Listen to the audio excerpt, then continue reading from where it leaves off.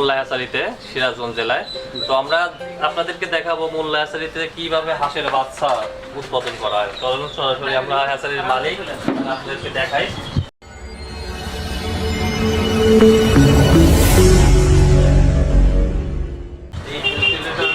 কিভাবে হাঁসের বাচ্চা ডিম থেকে বাচ্চা উৎপাদন করা হয় ভাই একটু বলে দিন।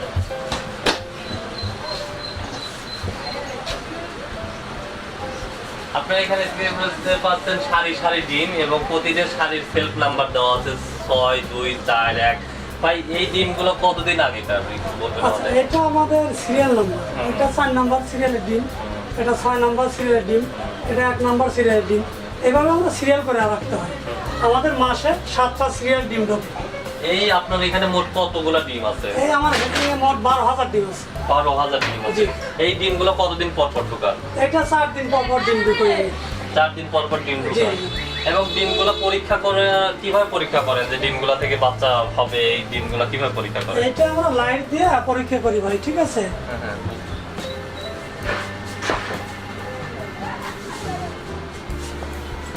এই আমরা লাইটটা পরীক্ষা করি, যেমন এই যে বাচ্চা দেখতেছেন, তার মানে প্রতিটা ডিম আলাদা আলাদা করে পরীক্ষা করেন? জি, প্রত্যেকটা ডিম সেকশন করা হয়। সেকশন করা হয়, যে ডিমগুলোতে বাচ্চা থাকে সেই ডিমগুলো রাখে দেন, যেগুলো থাকে না সেগুলো বের করে ফেলেন। হ্যাঁ, সেটা বের করে। এবং এইভাবে কতদিন রাখেন এখানে? এখানে আমাদের 18 থেকে 20 দিন এখানে থাকে ডিমটা। 18 থেকে 20 দিন থাকে। তারপরে এই ডিমগুলো কোথায় নেন? তারপরে আমরা ডিমটা বেডে নেই। একটু আমাদের বেডটা একটু দেখাবেন? আচ্ছা, ঠিক আছে, দেখাবো, সমস্যা নেই।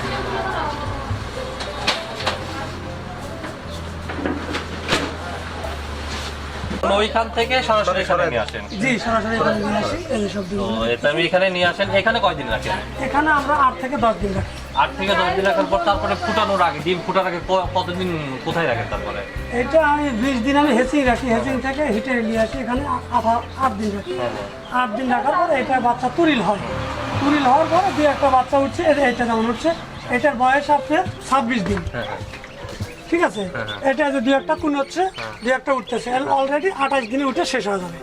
28 দিনে শেষ হয়ে যাবে। এবং 28 দিনে শেষ হওয়ার পরে এই বাচ্চাগুলো করার জন্য চেকিং করবেন? চেকিং জি, এটা যে আমরা এই যে বাচ্চা উঠতেছে। আচ্ছা, যে বাচ্চাগুলো আগে উঠতেছে, ধরেন এই যে আজকে 26 দিনে যে বাচ্চাগুলো উঠছে, 28 দিনে আসতে আসতে তো দেরি আছে, এই বাচ্চাগুলোকে আপনি কোন ধরনের খাবার দিবেন?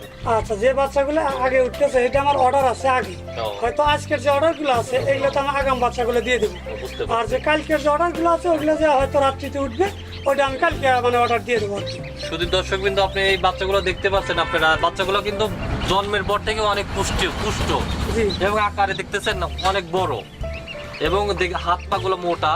এবং আপনার একটা জিনিস দেখতে, উনি যে কথাগুলো এর আগে বলছে যে গুণগত যে মানটা, বাচ্চার যে গুণগত মান নিশ্চয়তা করো মোল্লা হ্যাচারিতে, আপনারা কিন্তু ওনার কথার সাথে কাজের মিল দেখতেছেন। কারণ ওনার বাচ্চাগুলো দেখেন একদিনকার, এই বাচ্চাগুলো কিছুক্ষণ আগে ফুটে বের হয়েছে। আপনি হাত পা গুলা দেখেন কি পুষ্ট এবং হাত পা তরতাজা, এবং মনে হচ্ছে যে 2 দিন কিংবা তারও অধিক বাচ্চার বয়স। কিন্তু এই বাচ্চাগুলো এই মাত্র ডিম থেকে বের হচ্ছে। আমরা যদি এরকম একটা ডিম দেখাই, যে আপনি এই ডিমটা দেখেন, বাচ্চাগুলা কি প্রাণবন্ত এবং কি স্বাস্থ্যবান বাচ্চাগুলো। আপনি দেখেন ডিম থেকে ফুটেই বাচ্চাগুলা একদম কত স্বাস্থ্যের অধিকারী। তো আপনাদের উদ্দেশ্য করে একটা কথাই বলবো, যারা মোল্লা হ্যাচারি থেকে বাচ্চা সংগ্রহ করবেন তাদেরকে আমরা গুণগত মানের নিশ্চয়তা দিচ্ছি। আমাদের চ্যানেলের মাধ্যমে যারা বাচ্চা সংগ্রহ করতে চান কিংবা সংগ্রহ করবেন, তাদেরকে আমরা এতটুকু নিশ্চয়তা দিব যে মোল্লা হ্যাচারি থেকে বাচ্চা সংগ্রহ করলে আপনি আর্থিকভাবে লোকসান এবং আপনার খামার লোকসানের সম্মুখীন হবে না। আপনারা অবশ্যই খামারি ভাবে সফল হবেন এবং আপনার বাচ্চাগুলো যে রকমের বাচ্চা আপনি এখান থেকে সংগ্রহ করবেন সেই রকম অনুসারে আপনি রেজাল্ট পাবেন। তো আপনারা দেখলেন, একদম হাতে কলমে দেখলেন কিভাবে বাচ্চা উৎপাদন করা হয় ডিম থেকে। আজ এতটুকুই। পরবর্তীতে আপনাদেরকে চাহিদা অনুসারে আবার আমরা ভিডিও তৈরি করব। আপনারা আমাদের ভিডিও ভালো লাগলে অবশ্যই আমাদের লাইক এবং কমেন্টস করে জানাবেন, এবং আপনাদের বেশি বেশি লাইক এবং কমেন্টস আমাদের পরবর্তী ভিডিও তৈরি করার জন্য অনুপ্রেরণা দেবে। এবং যারা আমাদের কাছ থেকে আরও অন্য কোনো রকমের ভিডিও আশা করেন এবং কী ধরনের ভিডিও আশা করেন এবং কেমন ভিডিও আশা করেন, সেই বিষয়ে আমাদেরকে আপনাদের মূল্যবান মতামতকে আমাদের কমেন্ট বক্সে জানাবেন। এবং আমাদের উল্লেখিত ফোন নাম্বারগুলা, মোল্লা হ্যাচারির যে ফোন নাম্বারগুলো এবং আমাদের ফোন নাম্বারগুলা, এই নাম্বারগুলো ব্যতীত অন্য কোনো নাম্বার একটা অর্থনৈতিক লেনদেন করে কিংবা হাঁসের বাচ্চা ক্রয় বিক্রয় করে আর্থিকভাবে ক্ষতির সম্মুখীন হবেন না। কারণ প্রতারক থেকে সাবধান। আপনারা সাবধানতা অবলম্বন করুন। আপনারা আপনাদের খামার যারা করবেন তারা স্বাবলম্বী হন। সকলকে ধন্যবাদ জানিয়ে শেষ করছি এখানে। আসসালামু আলাইকুম।